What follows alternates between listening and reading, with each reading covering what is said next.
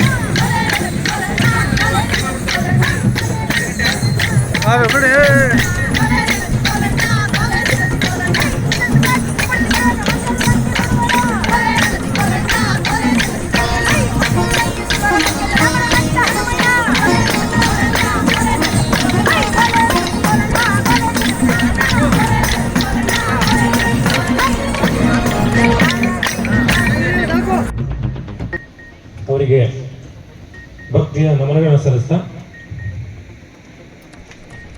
ಇವತ್ತು ವಿಶೇಷವಾಗಿ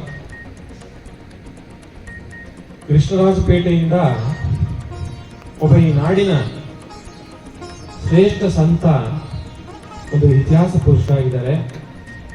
ಅದು ಕೃಷ್ಣರಾಜಪೇಟೆಯ ಒಂದು ಹೆಮ್ಮೆ. ಕುಮಾರ ಚಂದ್ರಶೇಖರನಾಥ್ ಮಹಾಸ್ವಾಮೀಜಿಯವರು ಏಕಾಂಗಿಯಾಗಿ ಎಲ್ಲವನ್ನೂ ತ್ಯಾಗ ಮಾಡಿ ಒಬ್ಬ ಶ್ರೀಮಂತ ಕುಟುಂಬದಲ್ಲಿ ಹುಟ್ಟಿದಂತ ವಿದ್ಯಾವಂತನಾಗಿದ್ರು ಕೂಡ ಅದೆಲ್ಲವನ್ನೂ ಕೂಡ ತ್ಯಜಿಸಿ ಈ ನಾಡಿಗೆ ಒಂದು ಮಹಾ ಸಂಸ್ಥಾನವನ್ನ, ವಿಶ್ವಮಾನವ ಪ್ರಜ್ಞೆಯುಳ್ಳಂತಹ ವಿಶ್ವ ಒಕ್ಕಲಿಗರ ಮಹಾ ಸಂಸ್ಥಾನ ಮಠವನ್ನ ಕೊಡುಗೆಯಾಗಿ ಕೊಟ್ಟು ಹೋಗಿದ್ದಾರೆ. ಅದು ಈ ಒಂದು ಕೃಷ್ಣರಾಜಪೇಟೆಯ ಒಂದು ವಿಶೇಷತೆ. ಹಾಗಾಗಿ ನಾವೆಲ್ಲರೂ ಕೂಡ ಹೆಮ್ಮೆ ಪಡಬೇಕು.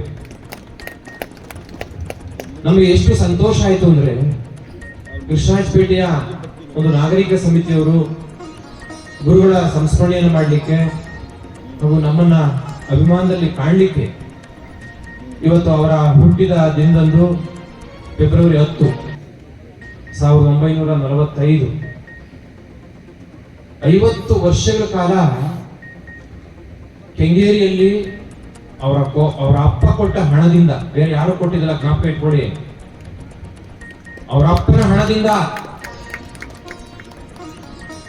ಸನ್ಯಾಸಿ ಆಗಿದೆಯಪ್ಪ, ಇಟ್ಕೋ ಒಂದಿಷ್ಟು ಖರ್ಚಿಗೆ ಅಂತ ಅವ್ರ ಅಪ್ಪ ಕೊಟ್ಟಿದ್ದಕ್ಕೆ ಅಲ್ಲಿ 8 ಎಕರೆ ಜಮೀನು ತಗೊಂಡು ಸಮುದಾಯದ ಗೌರವವನ್ನು ಉಳಿಸ್ಬೇಕು, ಸನ್ಯಾಸತ್ವದ ಗೌರವ ಉಳಿಸ್ಬೇಕು, ಸಮಾಜ ಕೈ ಹಿಡಿತೋ ಬಿಡುತ್ತೋ ಗೊತ್ತಿಲ್ಲ, ನನ್ನ ಸನ್ಯಾಸ ಧರ್ಮವನ್ನ ಸಾಧಿಸಿ ತೋರಿಸ್ಬೇಕು ಅಂತೇಳಿ ಅವಿರತವಾಗಿ ಹೋರಾಟ ಮಾಡಿ ಇನ್ನಷ್ಟು ಬೆಳಿಲಿಕ್ಕೆ ಪೂಜ್ಯ ನಿರ್ಮಲಾನಂದ ಮಹಾಸ್ವಾಮೀಜಿಯವರು ನಾನು ಪಟ್ಟಾಭಿಷೇಕದ ಕಾರ್ಯಕ್ರಮದಲ್ಲಿ ಕರೀಲಿಕ್ಕೆ ಹೋಗಿದ್ದೆ.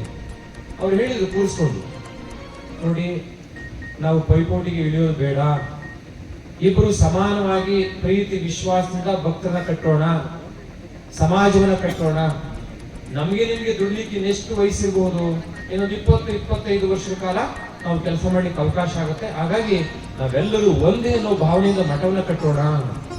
ನನಗೆ ಬಹಳ ಖುಷಿ ಆಯ್ತು. ಸನ್ಯಾಸ ದೀಕ್ಷಾ ಕಾರ್ಯಕ್ರಮದಲ್ಲಿ ಮೊಟ್ಟ ಮೊದಲಿಗೆ ನಾನು ಅನುಮತಿ ತಗೊಂಡಿದ್ದೆ, ಅವ್ರನ್ನ ಹೋಗಿ ಪೂಜ್ಯ ನಿರ್ಮಲಾನಂದ ಮಹಾಸ್ವಾಮೀಜಿ ಹತ್ರ ಹೋಗಿ, ನೀವು ಅನುಮತಿ ಕೊಡಬೇಕು, ನೀವು ಕಾರ್ಯಕ್ರಮ ನೀವೇ ನಡೆಸ್ಕೊಡ್ಬೇಕು ಅಂತ. ಅದರಂತೆ ಅವರು ಬಹಳ ಪ್ರೀತಿಯಿಂದ ಬಂದು ನಮ್ಮ ಗುರುಗಳ ಪಾದಕ್ಕೆ ನಮಸ್ಕಾರ ಮಾಡಿಕೊಂಡ್ರು. ಕುಮಾರ ಚಂದ್ರಶೇಖರನಾಥ ಮಹಾಸ್ವಾಮೀಜಿಗೆ ಬಹಳ ಸಂತೋಷ ಆಯ್ತು. ಆ ಯಾವ ಒಂದು ನೋವಿತ್ತು ಅದು ಹಂಗೆ ಕರಗಿ ಹೋಯ್ತು. ಬಹಳ ಖುಷಿಯಾಗಿ ನನ್ಗೆ ಹೇಳಿದ್ರು, ನಿರ್ಮಲಾನಂದ ಮಹಾಸ್ವಾಮಿ ಇನ್ವಿಟೇಷನ್ ಫಸ್ಟ್ ಹೆಸರು ಹಾಕ್ಸಿ, ಉಳಿದೋರ್ನೆಲ್ಲ ಆಮೇಲೆ ಹಾಕ್ಸಿ, ಅವನು ಕೂಡ ಕರೆಸಿ ಪಕ್ಷದಲ್ಲಿ ನಿಮ್ಗೆ ದೀಕ್ಷೆ ಕೊಡ್ತೀನಿ, ಚೆನ್ನಾಗಿ ಸಂಬಂಧವನ್ನ ಬೆಳೆಸ್ಕೊಂಡು ಹೋಗಿ ಈ ಸಮಾಜವನ್ನ, ಈ ಸಮುದಾಯವನ್ನ, ಈ ಒಂದು ಕೆಲಸವನ್ನು ಮಾಡಿ ಅಂತ ಹೇಳಿ ಬಹಳ ಒಂದು ಸತ್ಯದ ಮಾತುಗಳನ್ನ ಪರಮ ಪೂಜ್ಯ ಕುಮಾರ ಮಹಾಸ್ವಾಮೀಜಿಯವರು ನಮಗೆ ಮಾಡಿ ಹೋದ್ರು, ಆಶೀರ್ವಾದವನ್ನು ಮಾಡಿ ಹೋದ್ರು, ಒಂದು ಸಂಕಲ್ಪ ಶಕ್ತಿಯನ್ನು ತುಂಬಿ ಹೋಗಿದ್ದಾರೆ. ಹಾಗಾಗಿ ನಾವು ಮನವಿ ಮಾಡ್ಕೊಳ್ಳೋದು, ಇವತ್ತು ವೇದಿಕೆ ಮೇಲೆ ಎಲ್ಲ ಗಣ್ಯರಿದ್ದಾರೆ, ನಮ್ಮ ವಿ ಎಲ್ ದೇವರಾಜ್ ಅವರಿದ್ದಾರೆ, ಅಂಬರೀಶ್ ಅವರಿದ್ದಾರೆ, ಇನ್ನು ಅನೇಕರು, ನಮ್ಮ ಸಂತೋಷ್ ಅವರು, ನಮ್ಮ ಉದ್ದೇಶಕ್ಕೋಸ್ಕರ ನಾವು ಒಂದು ಅಧಿಕಾರವನ್ನು ತ್ಯಾಗ ಮಾಡಿ ಅದರ ಒಂದು ಸೇವಾ ದೀಕ್ಷೆಯನ್ನು ತಗೊಂಡು ಅದನ್ನು ಬೆಳೆಸಬೇಕು ಅಂತೇಳಿ ಪ್ರಯತ್ನ ಮಾಡ್ತಾ ಇದ್ದೇವೆ. ಇವತ್ತು ನೀವು ಬಹಳ ಅದ್ಧೂರಿಯಾಗಿ, ಬಹಳ ಪ್ರೀತಿಪೂರ್ವಕವಾಗಿ, ಶ್ರದ್ಧಾಪೂರ್ವಕವಾಗಿ ಕೆಲಸ ಮಾಡಿ ಗುರುಗಳಿಗೆ ಒಂದು ಸಂಸ್ಮರಣೆಯನ್ನು ಮಾಡ್ತಾ ಇದ್ದೀರಿ. ಇವತ್ತೆಲ್ಲ ವೇದಿಕೆ ಮೇಲೆ ಅನೇಕರಿದ್ದಾರೆ. ನಮ್ಮ ನಂಜಪ್ಪನವರು ಗುರುವಿಗೆ ಅತ್ಯಂತ ಪ್ರೀತಿ ಪಾತ್ರರು. ನಾನು ಯಾವಾಗಲೂ ಕೇಳ್ತಾ ಇರ್ತೇನೆ, ಆ ಭಾಗದಲ್ಲಿ ಬರ್ಬೇಕಾದ್ರೆ ಅವರು ಈಗ ನಮಗೆ ಹೇಳಿದ್ರು, ಅವರು ಎಷ್ಟು ಒಳ್ಳೆ ಮುಗ್ಧತೆಯಿಂದ ಹೇಳಿದ್ರೆ, ಮಾನ್ಯ MLA ಕೂಡ ಹೇಳಿದ್ರು, ಗುರುಗಳ ಹೆಸರು ಉಳಿಬೇಕು. ಈ ಭೂಮಿಯಿಂದ ಹುಟ್ಟಿದಂತಹ ಒಬ್ಬ ವ್ಯಕ್ತಿ, ವಿದ್ಯಾವಂತ, ಆ ಕಾಲದಲ್ಲೇ BCom CA, ಆ ಕಾಲದಲ್ಲೇ ಶ್ರೀಮಂತರ ಮಗ, ಬಡವ್ರ ಮಗ ಏನಿಲ್ಲ, ಊಟಕ್ಕೋಸ್ಕರ ಓದೋರಲ್ಲ ಅವರು, ಏನಾದ್ರೂ ಒಂದು ಸಾಧನೆ ಮಾಡಬೇಕು ಅಂತ ಓದಂತವ್ರು. ಅವರೇ 100 ಬಸ್ಗಳು ಇಟ್ಕೊಂಡಂತ ಶ್ರೀಮಂತರ ಮಗ, ತ್ಯಾಗ ಮಾಡೋದಷ್ಟು ಸುಲಭ ಅಲ್ಲ. ಅಂತವ್ರು ನಮ್ಮೂರಿಂದ ಹೋಗಿದ್ದಾರೆ, ಅವ್ರ ಹೆಸರಲ್ಲಿ ಉಳಿಬೇಕು. ಒಂದು ಯಾವ್ದಾದ್ರು ಒಂದು ಪ್ರಮುಖ ರಸ್ತೆಗೆ ಪರಮ ಪೂಜ್ಯ ಜಗದ್ಗುರು ಶ್ರೀ ಕುಮಾರ ಚಂದ್ರಶೇಖರನಾಥ ಸ್ವಾಮೀಜಿಯವರ ಹೆಸರನ್ನ ಒಂದು ನಾಮಕರಣ ಮಾಡಬೇಕು ಅಂತ ಒಂದು ಮನವಿಯನ್ನು ಮಾಡಿದ್ರು. ನನಗೂ ಕೂಡ ಅನ್ಸುತ್ತೆ, ಇಲ್ಲಿ ನಮ್ಮ MLA ಅವರಿದ್ದಾರೆ, AC ಅವರಿದ್ದಾರೆ, ತಹಶೀಲ್ದಾರ್ ಅವರಿದ್ದಾರೆ, ಅವ್ರ ಹೆಸರನ್ನ ಉಳಿಸುವಂತ ಒಂದು ಕೆಲಸ ಮಾಡಬೇಕು ಅಂತೇಳಿ ಮನವಿ ಮಾಡ್ಕೊತೀವಿ ಶ್ರೀಮಠ ಪರವಾಗಿ. ಹಾಗೆ ನಮ್ಮ ನಂಜಪ್ಪನವರು ಇನ್ನೊಂದು ಮಾತು ಹೇಳಿದ್ರು, ನಮ್ಮ ಪುರಸಭೆಯಿಂದ ಒಂದು ನಿವೇಶನ ಕೊಟ್ರೆ ಗುರುಗಳ ಹೆಸರಿನಲ್ಲಿ ಒಂದು ಏನಾದ್ರೂ ಮಾಡ್ಲಿಕ್ಕೆ, ಹಾಸ್ಟೆಲ್ ಮಾಡ್ಲಿಕ್ಕೋ ಮತ್ತೊಂದು ಮಾಡ್ಲಿಕ್ಕೆ ಅನುಕೂಲ ಆಗುತ್ತೆ. ಯಾಕಂದ್ರೆ ಅವ್ರ ಹೆಸರನ್ನ ಉಳಿಸಬೇಕಾದ್ದು ಭಕ್ತರ ಒಂದು ಜವಾಬ್ದಾರಿ ಆಗಿರುತ್ತೆ. ಅವ್ರು ಇಲ್ಲಿಂದ ಏನನ್ನೂ ಕೇಳಿಲ್ಲ, ಯಾವತ್ತೂ ಕೇಳಿಲ್ಲ ಅಂತ ಅನ್ಸುತ್ತೆ, ಯಾವತ್ತೂ ಕೇಳಿಲ್ಲ, ಏನನ್ನೂ ಕೇಳಿಲ್ಲ. ಈ ಭೂಮಿಯಿಂದ ಹುಟ್ಟಿದಂತ ಒಬ್ಬ ವ್ಯಕ್ತಿ, ವಿದ್ಯಾವಂತ, ಶ್ರೀಮಂತರ ಮಗ. ಅವತ್ತು ನಮಗ್ ಗೊತ್ತಿರುವ ಹಾಗೆ ಅವರು ಅಗರ್ಭ ಶ್ರೀಮಂತರಂತೆ, ಎಲ್ಲವನ್ನೂ ತ್ಯಾಗ ಮಾಡಿ ಹೋಗಿದ್ದಾರೆ. ಅವ್ರ ಹೆಸರು ಉಳಿಲಿಕ್ಕೆ ಒಂದು ನಿವೇಶನ ಕೊಟ್ರೆ ಭಕ್ತಿಯಿಂದ ಹಣ ಎತ್ತಿ ಅಲ್ಲಿ ಏನಾದ್ರು ಒಂದು ವಿದ್ಯಾರ್ಥಿ ನಿಲಯವನ್ನೋ, ಒಂದು ಸಣ್ಣ ಯೋಗ ಭವನವನ್ನು ಏನಾದ್ರು ಮಾಡ್ಲಿಕ್ಕೆ ಸಾಧ್ಯ ಆಗುತ್ತೆ ಅಂತ ಮನವಿಯನ್ನ ಗುರುಗಳ ಪರವಾಗಿ, ಶ್ರೀಮಠದ ಪರವಾಗಿ ನಾವು ನಮ್ಮ ನಂಜಪ್ಪನವರು ಒಂದು ಒಳ್ಳೆ ಮಾತು ಹೇಳಿದ್ರು. ಆ ಒಂದು ಮನವಿಯ ಮೇರೆಗೆ ಸನ್ಮಾನ್ಯ ಶಾಸಕರಿಗೆ ಆಗ ಅಸಿಸ್ಟೆಂಟ್ ಕಮಿಷನರ್ ಬೆಳೆದು ದಾಸೋಹ ಮಾಡಿ ಅವರೇ ಇದ್ದಂತ ಒಂದು ಬಸ್ಸನ್ನು ಓಡಿಸ್ಕೊಂಡೋಗಿ ಮಕ್ಕಳನ್ನ ಕರ್ಕೊಂಡ್ಬಂದು ಅವರೇ ಪಾಠ ಮಾಡಿಕೊಂಡು ಶಾಲೆ ನಡೆಸ್ಕೊಂಡು 50 ವರ್ಷಗಳ ಸುದೀರ್ಘ ಸನ್ಯಾಸ ಜೀವನವನ್ನ ಒಬ್ಬ ಶ್ರೇಷ್ಠ ಸಂತನಾಗಿ ಮಾಡಿ ಇವತ್ತು ತೋರಿಸಿದ್ದಾರೆ. ಅವ್ರನ್ನ ಸ್ಮರಿಸಬೇಕು ಅನ್ನೋ ಉದ್ದೇಶಕ್ಕೋಸ್ಕರ ಈ ಊರಿನ ಸುಪುತ್ರ ಒಬ್ಬ ಶ್ರೇಷ್ಠ ಸಂತನಾದ ಒಂದು ಅಭಿಮಾನ ತೋರಿಸಬೇಕು ಅನ್ನೋ ಉದ್ದೇಶಕ್ಕೋಸ್ಕರ ನಮ್ಮ ಕಾಳೇಗೌಡರ ನೇತೃತ್ವದಲ್ಲಿ ಅನೇಕರು, ಎಲ್ಲ ಹೆಸರು ಹೇಳಲಿಕ್ಕೆ ಸಮಯ ಇಲ್ಲ, ಆದರೂ ಕೂಡ ನಮ್ಮ ಕಾಳೇಗೌಡರು, ವಿಶೇಷವಾಗಿ ನಮ್ಮ ಹರಿಚಂದ್ ತಿಲಕ್ ಅವರು, ಬೆಳಕೆರೆ ಮಂಜು ಅವರು, ಸುಬ್ಬೇಗೌಡರು, ವಾಸು ಅವರು, ಜಗದೀಶ್ ಅವರು, ಇವರೆಲ್ಲರೂ ಒಂದು ಸಣ್ಣ ಯೋಚನೆ ಮಾಡಿದ್ರು. ನಮ್ಮ ಹತ್ರ ಬಂದು ಮಾತಾಡಿದ್ರು. ಆಗಲಿ ಮಾಡಿ ಫೆಬ್ರವರಿ 10ಕ್ಕೆ ಮಾಡಿ ನಾವು ಶ್ರೀಮಠದಲ್ಲಿ ಒಂದು ದೊಡ್ಡ ಕಾರ್ಯಕ್ರಮ ಮಾಡಬೇಕು ಅಂತ ಅನ್ಕೊಂಡಿದ್ವಿ. ಅದನ್ನ ಬೇಕಾದ್ರೆ ಫೆಬ್ರವರಿ 14-15 ಮಾಡ್ತೀವಿ ಅಂತ ಹೇಳಿ ಗುರುಗಳ ಸಂಸ್ಮರಣೆಯನ್ನ ನಾವು ಜನ್ಮದಿನೋತ್ಸವ ಫೆಬ್ರವರಿ 14-15 ಮಾಡ್ತಾ ಇದ್ವಿ. ಇಂಥ ಕಾರ್ಯಕ್ರಮದಲ್ಲಿ ಈ ಕಾರ್ಯಕ್ರಮ ಉದ್ಘಾಟನೆ ಮಾಡಿಕೊಟ್ಟಂತ ಈ ಜಿಲ್ಲೆಯ, ಈ ನಾಡಿನ ಒಬ್ಬ ಸಾಂಸ್ಕೃತಿಕ ರಾಯಭಾರಿ, ಇದ್ದುದನ್ನು ನೇರವಾಗಿ ಹೇಳುವಂತ ಮನೋಭಾವದ ಒಬ್ಬ ಸಾಂಸ್ಕೃತಿಕ ಶಕ್ತಿ ಪ್ರೊಫೆಸರ್ ಜಯಪ್ರಕಾಶ್ ಗೌಡರು. ಗುರುಗಳಿಗೆ ಬಹಳ ಆತ್ಮೀಯರು. ಗುರುಗಳ ಒಂದು ಸಂಸ್ಮರಣಾ ಗ್ರಂಥವನ್ನ ಹಿಂದೆ ಬದುಕಿದ್ದಾಗಲೇ ಅಭಿನಂದನಾ ಗ್ರಂಥ ಮಾಡಬೇಕು ಅಂತ ನಾವೇ ರಿಕ್ವೆಸ್ಟ್ ಮಾಡ್ಕೊಂಡ್ರಿ. ಆದ್ರೆ ಗುರುಗಳು ಹೇಳಿದ್ರು, ನಮ್ದು ಏನಿದೆಯಪ್ಪ ಸಾಧನೆ, ಆದರೂ ಒತ್ತಾಯ ಮಾಡಿದ್ವಿ, ಇಲ್ಲ ನೀವು ಮಾಡುವಂಥದ್ದು ಸಾಧನೆ ಇದೆ, ಅದನ್ನ ಇತಿಹಾಸವಾಗಿ ಉಳಿಸಬೇಕು ಅಂದಾಗ ಪ್ರೊಫೆಸರ್ ಜಯಪ್ರಕಾಶ್ ಗೌಡರು ನಾನು ಮಾಡ್ತೀನಿ ಅಂತೇಳಿ ಅವರ ಹೆಗಲನ್ನು ಕೊಟ್ಟರು. ಬದುಕಿದ್ದಾಗಲೇ ಅದನ್ನ ಪ್ರಕಟ ಮಾಡಬೇಕಾಗಿತ್ತು, ಅದರ ಸಮಯದ ಕೊರತೆ ಇತ್ತು. ಈಗ ಅದನ್ನ ಸಂಸ್ಥಾನ ಗ್ರಂಥವಾಗಿ ಮಾಡಬೇಕು ಅಂತೇಳಿ ಪ್ರೊಫೆಸರ್ ಜಯಪ್ರಕಾಶ್ ಗೌಡರು ಅವಿರತವಾಗಿ ಶ್ರಮಪಟ್ಟು ಬಹಳಷ್ಟು ಮಾಹಿತಿಯನ್ನು ಸಂಗ್ರಹಿಸಿ ಒಂದು ಒಳ್ಳೆಯ ಸಂಸ್ಮರಣ ಗ್ರಂಥವನ್ನು ಬಿಡುಗಡೆ ಮಾಡಲಿಕ್ಕೆ ಪ್ರಯತ್ನ ಮಾಡ್ತಾ ಇದ್ದಾರೆ. ಅವರ ಉಪಸ್ಥಿತಿ ನಾನು ಪ್ರೀತಿಪೂರ್ವಕವಾಗಿ ಗೌರವಿಸ್ತೇನೆ. ಹಾಗೆ ನನಗೆ ಬಹಳ ಪೂರ್ವಾಶ್ರಮದಲ್ಲಿ ಬಹಳ ಆತ್ಮೀಯರಾಗಿದ್ದು, ಅವರ ಕಷ್ಟ ಸುಖಗಳಲ್ಲಿ ನಾವು ಭಾಗವಹಿಸಿದ್ದೀವಿ. ಅಧಿಕಾರಿಯಾಗಿದ್ದ ಸಂದರ್ಭದಲ್ಲಿ ಅವರು ಕೂಡ ಸ್ಪಂದಿಸಿದ್ದಾರೆ. ಇವತ್ತು ಈ ತಾಲೂಕಿನ ಒಬ್ಬ ಹೆಮ್ಮೆಯ ಶಾಸಕರಾಗಿ ಗುರುಗಳ ಸಂಸ್ಮರಣೆ ಮಾಡಲಿಕ್ಕೆ ಅವರು ಕೂಡ ಬೆನ್ನಿಗೆ ನಿಂತು ಇವತ್ತು ಈ ಕಾರ್ಯಕ್ರಮದ ಅಧ್ಯಕ್ಷತೆ ವಹಿಸಿ ಒಳ್ಳೆಯ ಪ್ರೀತಿಯ ಮಾತುಗಳನ್ನ ಒಲವನ್ನು ತೋರಿಸಿದ್ದಾರೆ. ಸನ್ಮಾನ್ಯ ಶ್ರೀ ಎಚ್ ಡಿ ಮಂಜೂರ್ ಅವರು, ಅವರ ಉಪಸ್ಥಿತಿಯನ್ನು ಕೂಡ ನಾನು ಪ್ರೀತಿಪೂರ್ವಕವಾಗಿ ಗೌರವಿಸ್ತೇನೆ. ಹಾಗೆ ಕೆಲವರು ನಾವು ಜ್ಞಾಪಕ ಮಾಡ್ಕೋಬೇಕಾಗುತ್ತೆ. ನಾವು ಶ್ರೀಮಠಕ್ಕೆ ಹೋಗುವ ಮುಂಚೆ ಇಲ್ಲಿ ಅಡಿಷನಲ್ DC ಆಗಿದ್ದ ಸಂದರ್ಭದಲ್ಲಿ ಯಾರೋ ತಪ್ಪು ತಿಳ್ಕೊಳ್ಳ ಅಂತ ಹೇಳ್ತೀನಿ. ಯಾಕೆ ನನಗೆ ಸ್ಮರಣಾಭಾವ ಜಾಸ್ತಿ. ಯಾರು ಏನಂದ್ಕೊಂಡ್ರು ಪರವಾಗಿಲ್ಲ. ಪೂಜ್ಯ ಗುರುಗಳು ಒಂದ್ಸಲ ಫೋನ್ ಮಾಡ್ತಾರೆ, ನೀವು ಯಾವಾಗ ಬರ್ತೀರಿ ಮಠಕ್ಕೆ ಅಂತ ಕೇಳ್ತಾರೆ. ನಿಮ್ಗೆಲ್ಲ ಗೊತ್ತಿರ್ಬೋದು, ಒಂದು ಐತಿಹಾಸಿಕ ಘಟನೆ, ಸಂತೆ ಬಾಚಳಿಯಲ್ಲಿ ಗಣೇಶೋತ್ಸವ ಪ್ರತಿ ವರ್ಷ ನಡೀತಾ ಇತ್ತು.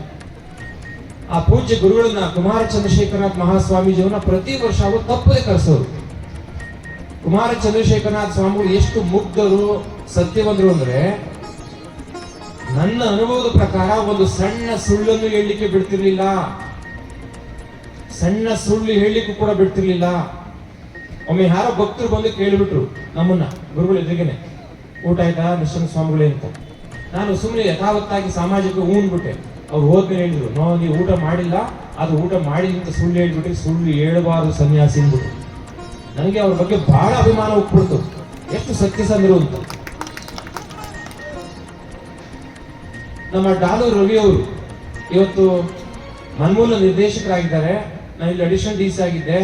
ಗುರುಗಳು ಒಂದ್ಸಲ ಫೋನ್ ಮಾಡಿದ್ರು, ನೀರಿಲ್ಲ ಕಣಪ್ಪ ನಮ್ಮ ಮಠದಲ್ಲಿ, ಏನಾದ್ರು ಒಂದು ಮಾಡಿ ಬಂದು BBMP ಅವ್ರಿಗೆ ಹೇಳು, ನೀನು ಅಧಿಕಾರ ಉಪಯೋಗಿಸಿ. ಅವತ್ತು ಅಡಿಷನಲ್ DC. ನಾನು ಏನಿಲ್ಲ ಬಿಡಿ ಸ್ವಾಮೀಜಿ, ನಾನು ಮಾಡ್ತೀನಿ ಅಂತೇಳಿ ಡಾಲೂರ್ ರವಿಯವರಿಗೆ ಫೋನ್ ಮಾಡಿದೆ. ಪಾಪ ಅವ್ರು ನೆನೆಸ್ಕೋಬೇಕು, ಅವ್ರು ಇದಾರಿಲ್ವೋ ಗೊತ್ತಿಲ್ಲ, ಮಾಡಿದವ್ರನ್ನೇ ನೆನೆಸ್ಕೋಬೇಕಾಗುತ್ತೆ. ಕೇಳಿದ ತಕ್ಷಣ ಅವರು ಅವತ್ತು ಪೂರ್ವಾಶ್ರಮದಲ್ಲಿ ತಕ್ಷಣ ವ್ಯವಸ್ಥೆ ಮಾಡಿ 1,000 ಅಡಿ ಬೋರ್ವೆಲ್ ಹಾಕ್ಸ್ಕೊಟ್ಟು ಪಂಪ್ ಎಲ್ಲ ಕೊಡಿಸಿ ನೀರು ಕುಡಿಯೋ ತರ ಮಾಡಿಕೊಟ್ರು. ಆ ಪುಣ್ಯಾತ್ಮ ನಾನು ನೆನ್ಪು ಮಾಡ್ಕೊತೇನೆ. ಇವತ್ತು ಇದಾರೆ ಇವಾಗ ಗೊತ್ತಿಲ್ಲ, ಇಲ್ಲಿ ಕದಿದ್ದಾರೆ, ಬಂದಿಲ್ಲ ಅನ್ಸುತ್ತೆ. ಹಾಗೆ ಇನ್ನೊಬ್ರು, ನಾವು ಸನ್ಯಾಸ ದೀಕ್ಷೆ ತಗೊಂಡ್ಮೇಲೆ ನನಗೆ ಅಷ್ಟೇನು ಆಪ್ತರಲ್ಲ ಅವರು. ಬೋಪಿನಕೆರೆಯಲ್ಲಿ ಬಹಳ ಹೆಸರು ಮಾಡಿದಂಥವ್ರು, ಈ ಜಿಲ್ಲೆನಲ್ಲಿ ಹೆಸರು ಮಾಡಿದಂಥವ್ರು, ಮಿತ್ರಾ ಫೌಂಡೇಶನ್ ಅಧ್ಯಕ್ಷರಾಗಿ. ನನ್ಗೆ ಅವ್ರ ಬಗ್ಗೆ ಏನು ಗೊತ್ತಿರಲಿಲ್ಲ, ಅವ್ರು ಅಷ್ಟು ಪರಿಚಯ ಇರಲಿಲ್ಲ. ನನ್ನ ಹತ್ರ ಯಾವ ಕೆಲಸನೂ ಮಾಡಿಸ್ಕೊಂಡಿಲ್ಲ ಅವರು ಪೂರ್ವಾಶ್ರಮದಲ್ಲಿ ದಾಸರಾಗಿದ್ದಾಗ.